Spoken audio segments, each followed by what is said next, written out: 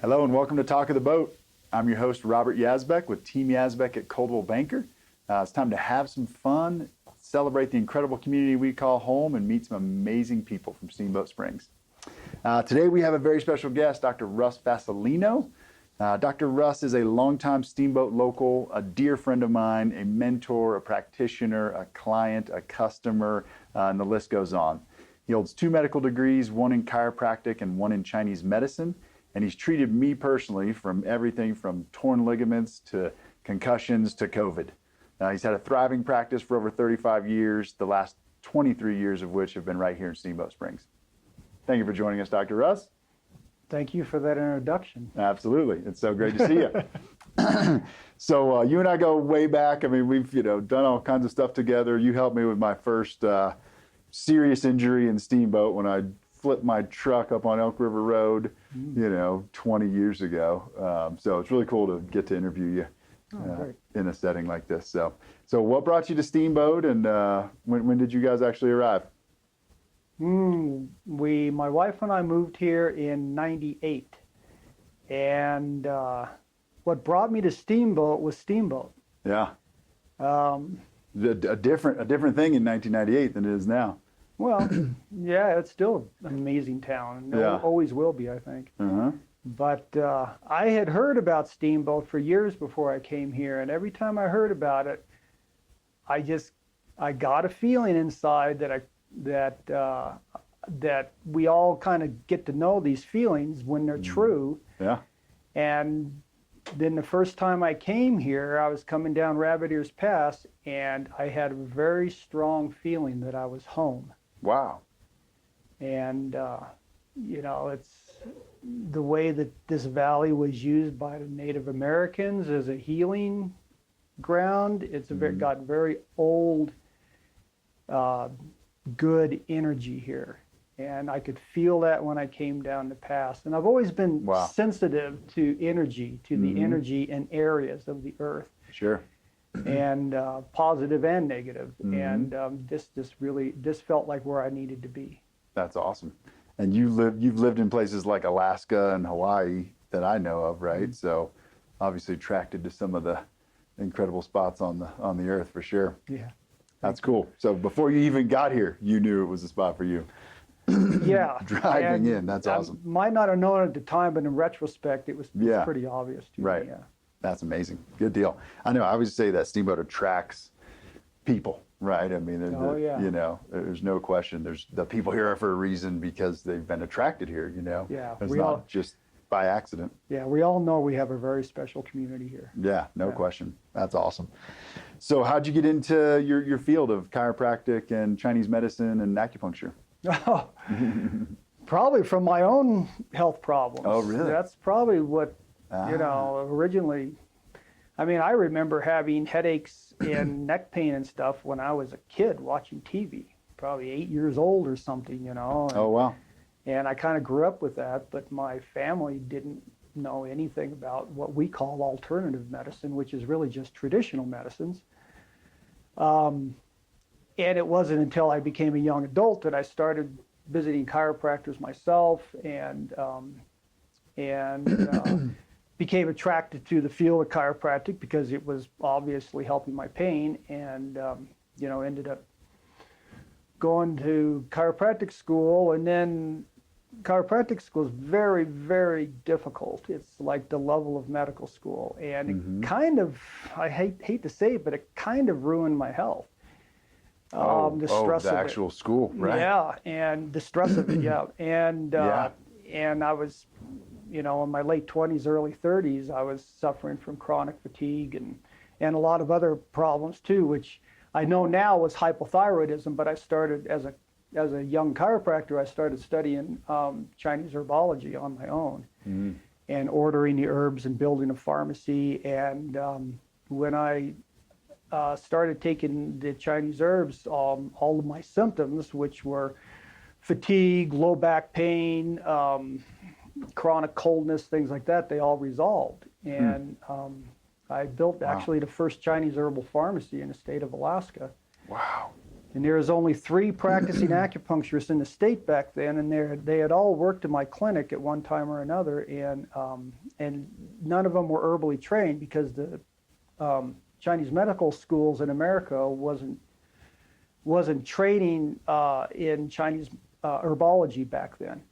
So so they were referring me their patients for Chinese herbs, Sure. and that's kind of how I got into it. And then I became more and more interested in Chinese medicine because Wow. it seemed like I had a large holistic clinic there. There were 17 doctors and therapists when I left to go to acupuncture school after I practiced 8 years in Anchorage. Huh. But it was the acupuncturists that seemed to get the really sick people well. So I became more and more interested in it and decided to take a sabbatical and go back to school and study Chinese medicine. Wow, that's incredible. All right, so you said a lot right there. So I know you've got one of the most, probably the only herb pharmacy in Steamboat as well, right? So well, I think Chinese there's other herbal. ones, but I have a large one. Okay. I probably have the largest in Steamboat. Okay, I would figure that. So we'll get into that in a second. But you said something very interesting. You said getting into alternative medicine, which is actually traditional medicine. So expand on that for us. What do you mean by that? Well, there's been a lot of systems of traditional medicine in the history of our race, from Ayurvedic medicine in India to herbalism in basically every culture, to acupuncture, to Tibetan medicine, to Chinese medicine. So those are really the big surviving ones, I think, the ones that kept developing and progressing and becoming more and more sophisticated over time, and have survived to today. Western medicine's maybe 100 years old. I mean, it's very new, but it's very powerful too. Right. So, yeah. Interesting. Right. So as a race, what you're practicing Chinese medicine and chiropractic as well, you consider traditional? Well, or more of the Chinese medicine side. When you look at, like, for sure in Chinese medicine, but probably most traditional medicines, they were manipulating the spine, not calling it chiropractic, but spinal manipulation's been around forever. Right. Chiropractic started, I think, in the teens, 1910 or so, with D.D. Palmer. Okay. And he coined the term chiropractic. Interesting. Yeah, so I wanted to mention my perception about the strengths and weaknesses of traditional medicines versus allopathic medicine, which is what we consider Western medicine. I think the correct term for that is allopathic medicine. Okay. Allopathic medicine is the most amazing medicine the human race has ever had to keep you alive. Right. There's never been a traditional medicine in the history of the human race that has been even close to as effective at keeping you alive when you're going to die as Western medicine is. So in other words, if you get in a car accident and you have bones sticking out through your skin, don't go to an acupuncturist. Duh. I think everyone kind of intuitively knows that. Right. They're the experts at that. If you have a raging bacterial infection, go get antibiotics, before you die. But my perception, and I hope I don't get in trouble for saying this with my medical doctor friends, that they're really busy keeping people alive, and they haven't spent a lot of time focusing on restoring health. Mm-hmm. And that's where traditional medicines really shine, is restoring your health. So an example of this would be if a patient comes in and asks me, say they've just been diagnosed with some type of cancer, and they say, I don't want to do the Western route because, the side effects are so severe. What do you have to offer me? And I tell them, Chinese medicine understands from their model, where the root of cancer comes from. And I can help turn that around for you in 2 or 3 years of treatment, because this has been developing for 10 to 20 years, it'll take 2 or 3 years to turn around the root of it so the cancer hopefully won't come back. But in the meantime, the cancer is going to kill you if you don't use Western medicine. So you need to do a combination for this. That's what I advise people do. At least do the Western medicine to stay alive for a while. You know, in Western medicine with cancer, they talk about 5-year survival rates. That tells you right there that they don't really feel like this is curative. In Chinese medicine, part of our theories is we know how to cure diseases, most diseases, so they don't come back. But it takes time once it's developed to the point of a life-threatening disease. So you can't come in and get a couple of treatments and take herbs for a couple of weeks and expect it to be cured. It won't be. Wow. Yeah. Now, there's a lot of other conditions that you can cure really quickly. A lot more acute conditions, but like pain is, Chinese medicine's unmatched for pain that I've seen. So. No question. That's really interesting. And I've been blown away at some of the stuff that you've helped me cure and other people that I've sent you and heard about too. So I'm with you. Well, tell us about some of your specific specialties. I know you've got, extensive background, herbology, acupuncture, chiropractic, but what specifically are you, really good at, or do you really enjoy? Well, I guess I'll explain my perception of chiropractic is a specialty within Western medicine that uses joint manipulation and lots of times other things too, but its focus is joint manipulation to relieve pain. So we're pain specialists, and it's a specialty within Western medicine. If you look at the curriculum of a chiropractic school, there's a lot of studying of pathology and biomechanics and things from a Western medical point of view. When you study Chinese medicine, you basically come out of school as a general practitioner. So we pretty much treat everything, which is, for me, much more rewarding than just treating pain. But my specialties, it's like, I've paid my mortgages treating low back pain, so all kinds of pain I can usually relieve pretty quickly for people, unless it's very chronic or there's a lot of degeneration going on. But I treat everything. I treat some things that people would never suspect. Like some people have lingering effects from vaccinations. And this is not something that Western medicine even, I think, acknowledges, that people can have lingering effects from vaccinations. And it doesn't happen with most people. It's a small percentage of people that will have these side effects. But with Chinese herbal therapy, I can usually relieve those kind of symptoms usually within a couple of weeks. And sometimes these things have been there for years. So that's one area where I think Chinese medicine, the public kind of needs to know. Another one is with COVID. I've treated quite a few people with lingering effects from COVID.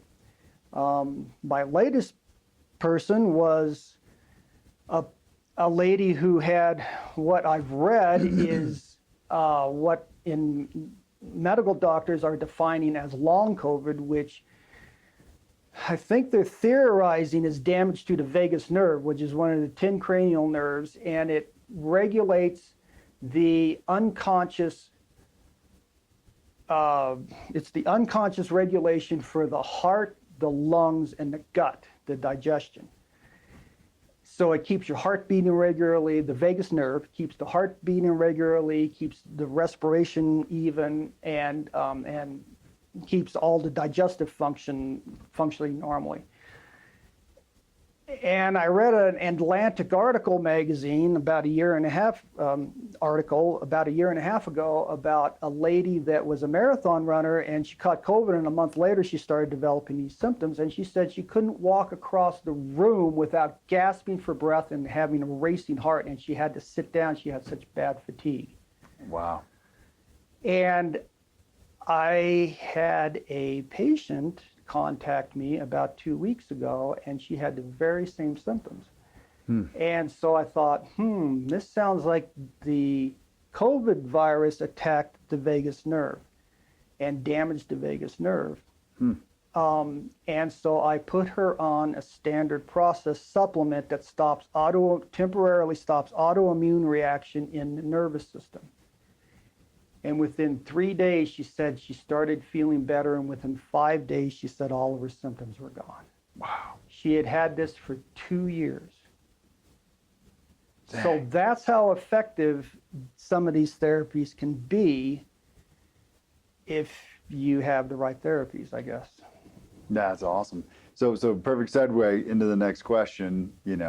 Speaking of COVID, what kind of symptoms have you seen in your patients here locally Well, since COVID? It's changed with the different strains. Yeah. The worst ones were the initial strains, the alpha strain. Yeah. That's the one that really seemed to damage people's lungs mostly. And I saw quite a few people that were having shortness of breath, chronic fatigue, lungs filled with fluid, things like that. And, Chinese medicine is actually very good at resolving that. There's specific formulas, Chinese herbal formulas for that. There's specific acupuncture treatments for that. And you can usually relieve that within 1 to 3 weeks.